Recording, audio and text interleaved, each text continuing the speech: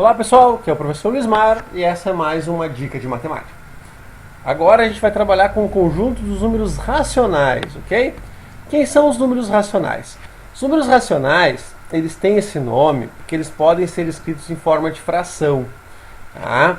Então, por exemplo, todo número que puder ser escrito em forma de fração é um número racional, ok? Então, pessoal, todo número que puder ser escrito na forma de fração é considerado um número racional. Tá? Por exemplo,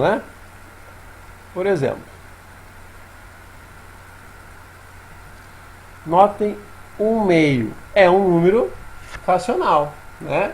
Que é uma fração. Mas o zero também é racional, porque zero é a mesma coisa que 0 sobre 1, por exemplo. Ou 3 é igual a 3 sobre 1.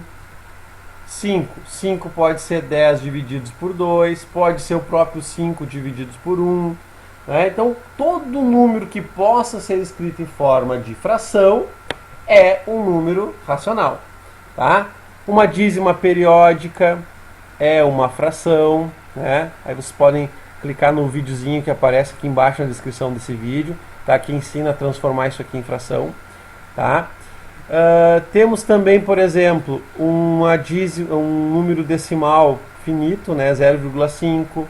Tá? Então todos esses aqui são números decimais, okay? São números racionais. Okay? Então nós podemos definir os números racionais como sendo, por exemplo, outra coisa interessante é o seguinte: os números racionais, nós definimos eles, nós representamos eles, né, eles são indicados pela letra Q. Tá?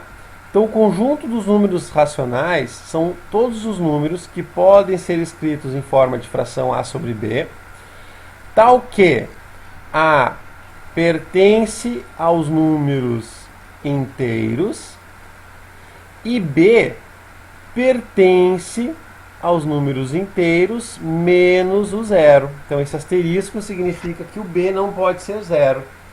E por que o B não pode ser zero? Porque um número dividido por zero não existe. Tá? Então, o número racional é definido como um número que pode ser escrito em forma de uma fração, tá? Onde o A é um número inteiro e o B é um inteiro menos o zero. Okay? Por isso que ele pertence ao conjunto Z asterisco. Aí, pessoal, nós temos o seguinte, os números racionais, né, na verdade, então, eles são todos os números naturais, que nós já vimos. Então, são todos os números naturais. Ok? Lembrando que todo número natural é também um número inteiro. Então, todo natural é um número inteiro. Tá? Então, todo natural é um número inteiro. Né? E agora, nós sabemos também que todo número inteiro também é um número racional. Okay? Então, todo número inteiro é um número racional. Tá? Certo, pessoal? Então, por exemplo, né? Vamos botar mais alguns exemplos aqui. Exemplo, né? Por exemplo, o número 2, ele é o número 2 sobre 1, então ele pertence aos naturais, ele pertence aos inteiros e ele pertence aos racionais. Isso aqui que a gente viu, a gente pode escrever simplesmente que os naturais estão contidos nos números inteiros, ou seja, eles estão dentro dos números inteiros, que por sua vez estão contidos nos números racionais, ok?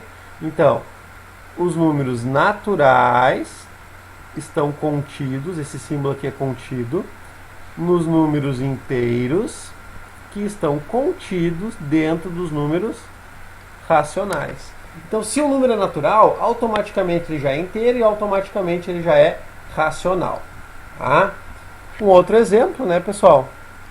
Por exemplo, 0,3. 0,3 é 3 sobre 10. Ok? Que também neste caso, ele é somente um número racional, ele não é inteiro e também não é natural, né? Temos também o 0,444, ou seja, uma dízima periódica, que no vídeo que está aqui na descrição abaixo, o link, eu ensino a transformar isso aqui numa fração. Né? Isso aqui é uma fração. Isso aqui pertence aos racionais. Tá? Certo? Então esses são os números racionais.